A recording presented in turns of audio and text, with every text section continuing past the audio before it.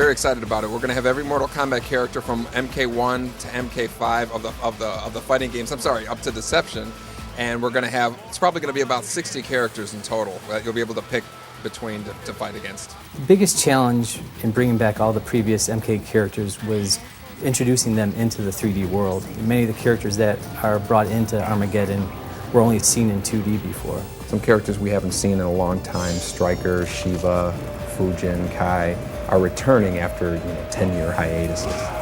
We have a new feature, Create a Fighter, where you can actually create your own fighter, give him his own moves, fighting styles, name your own fighting styles, and take them online and fight against other people, against their created fighters. We have just as extensive of a way of dressing your character, creating the costume and all that. In Create a Fighter, you can pick out every different attribute on the character, from hairstyle to boot style to costume style.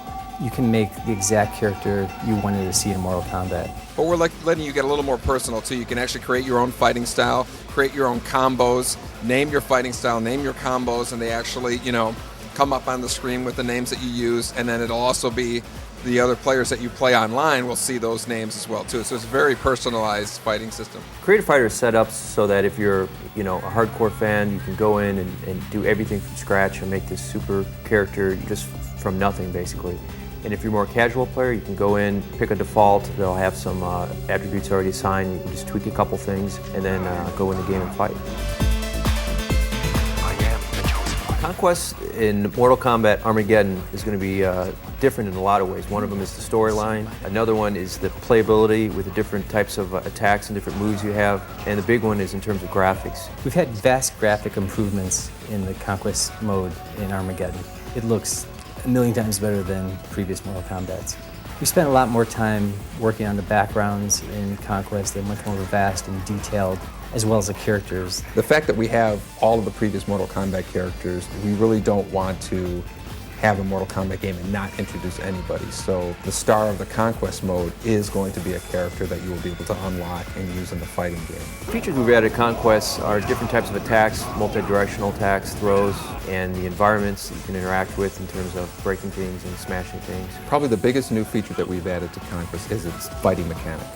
You can actually fight against the NPCs, not only talk to them, find out information, unlock things, but you can actually have fights against 5, 10, 15 opponents at the same time.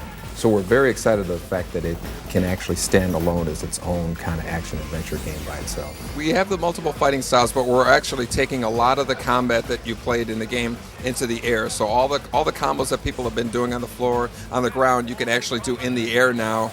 You can do parry moves, you can do combo breakers, all that stuff can happen in the air. So it's a lot more crazy variety stuff that happens than even in the latest game, Deception. We've taken the jumping mechanics and the air combos from 2D fighting games and applied them to our existing 3D fighting engine to create a much more layered fighting system, a much more deeper fighting system. This is the first Mortal Kombat with a parry move, actually. So we're actually letting the players, do a move that will kind of freeze your opponent if you time it right. Someone who's going to start a combo on you, you kind of turn the tables on them and start a combo on them. So it's a lot more of a cat and mouse game, rock, paper, scissors thing. Armageddon has the biggest departure in terms of fatalities. We actually have very interactive fatalities. You can piece together as many mini fatalities as you have the ability to fire off in a short period of time. So you can literally create your own fatalities, kind of get, give a player a little creative freedom in terms of generating the most gruesome fatalities you can think of.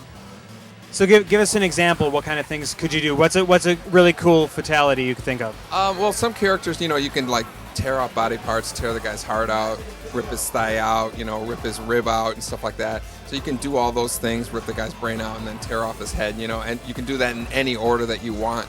So it's kind of like a mix and match of all these mini fatalities. I actually am, I agree that M-rated games shouldn't be sold to minors. I don't feel like we should be.